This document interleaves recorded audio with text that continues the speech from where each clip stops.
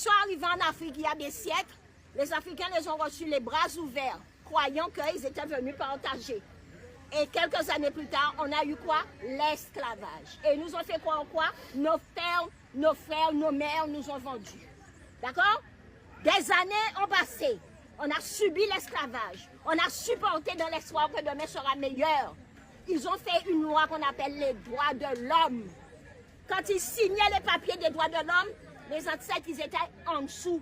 Il y avait juste le plancher qui les séparait. Il y avait des hommes, c'était des Africains, encore une fois. D'accord? Ils ont signé les droits de l'homme.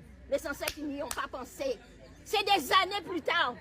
Un génie est sorti de je ne sais où, a dit « Ah, mais il y a un souci !» Mais c'est parce qu'Haïti venait de leur caler le cul. Les Africains les ont foutus, les Haïtiens les ont foutus dehors. C'est là qu'ils ont réagi. D'accord? Mais la honte, devant la honte, une fois de plus, qu'est-ce qu'ils ont fait? Ils sont venus en 1802, ils nous ont laissé 96, 4-5 ans de liberté. Et en 1802, ils ont rétabli l'esclavage. Parce qu'ils ont eu la honte de leur vie. Des hommes avec des machettes, des pics, avaient foutu Napoléon, plus grand armée du monde, les avait fait foutre le camp. D'accord? Pour punir le peuple haïtien qui pensait être des hommes comme tous les hommes, car ils étaient des hommes comme tous les hommes, on les a obligés à payer le droit à la liberté pendant des années pour appauvrir ce pays. Rappelez-vous qu'en 1945, qu'est-ce qui fait la force des Juifs? C'est la dette. On donne de l'argent aux Juifs. C'est ce qui permet qu'aujourd'hui les Juifs sont rois. D'accord? Mais les Haïtiens, c'était des choses. Ils ne valaient rien. C'était de la merde, ces hommes. Pourquoi? La pigmentation de la peau. D'accord? Et donc les Haïtiens, ils ont supporté. Ils ont rétabli l'esclavage en 1802. On s'est battu. Nos parents ont fait comme ils pouvaient. 1848 est arrivé. C'est parce que nous nous sommes battus que nous avons été libérés. Qu'est-ce qu'ils nous ont appris? Surtout, mettez le genou par terre et chantez grâce à Cher qui libérait la Guadeloupe.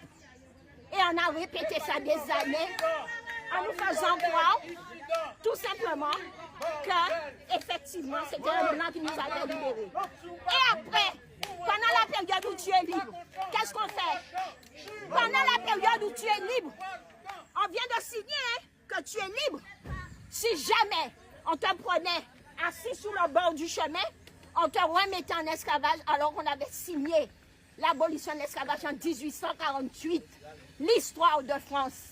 Si on te prenait, on te disait, vous habitez où? Un esclave qui vient de quitter la plantation. Il n'a pas de maison. Il n'a pas de lieu de vie. Eh bien, qu'est-ce qu'on lui disait? Tu retournes pendant 7 ans sous la plantation. Alors qu'ils ont signé l'abolition de l'esclavage. Cet homme, pendant 7 ans, restait trimé pour encore ce peuple français. Pour rien. C'est l'histoire de France. D'accord? Ensuite, les Allemands arrivent. Ensuite, la période de 1915 arrive. Les Allemands enlèvent les Français. Notre cœur, on n'a pas. C'est notre cœur qui bat. C'est toujours ça. Qu'est-ce qu'on fait? On rentre en dissidence. On prend des canaux, on prend des bateaux et on va en France défendre la France. Mais où est le peuple français à ce moment-là? Il se cache dans les champs, il se cache dans les moulins. D'accord? Et ils se vendent entre eux. C'est l'histoire de France. Encore une fois, notre cœur. Qu'est-ce qui se passe? Les Africains arrivent et défendent la France. Eh bien, pour les faire défiler, on leur met des gants blancs et on leur demande d'avoir la tête baissée. Parce qu'on ne veut pas que les gens sachent que c'était des Africains. Et des années plus tard, qu'est-ce qui se passe? Ils ne deviennent que de simples immigrés. On n'indemnise pas l'Afrique. Et pour recommencer, qu'est-ce que les Français font? Ils se partagent avec le reste du monde l'Afrique et mettent ce pays au sol. Mais le pire, on nous a toujours fait croire que c'est les Allemands, les Italiens, tout ce que tu veux. Le maître de tout ce complot, c'est la France. En Kanaki, en Afrique, Azerbaïdjan est en train de leur foutre une raclette. Ils disent aux Guadeloupéens, au pays des Noirs, surtout n'allez pas vers l'Azerbaïdjan. Pourquoi? Parce que l'Azerbaïdjan est en train de leur foutre une raclée. La France est en train de dégringoler. Ça, c'est une réalité. À Kanaki, le député, il ne voulait pas. Qu'est-ce qui s'est passé avec Alain Lascari? Eh bien, de force, mon beau qui, pas même permis, ici, il y a Sion Parcelle qui n'a rien à voir ici. Alors, il est à l'extérieur de l'hôtel. Il est à l'extérieur de l'hôtel. Et on arrive à venir le tirer de force. On arrive à gazer. On arrive à faire effectivement des choses inadmissibles. Comment comprendre qu'à aucun moment nous sommes rentrés dans l'hôtel? À aucun moment on a empiété sur la parcelle même de la commune à l'intérieur. Et aujourd'hui, les gendarmes viennent. On ne sait pas sous quelle ordonnance, sous quelle décision. Ils sont venus nous faire sortir de ne pas circuler. Donc aujourd'hui, on a perdu la libre circulation que nous avons. C'est dommage. Mais nous pouvons sortir là. Et je là, nous déterminons à arrêter.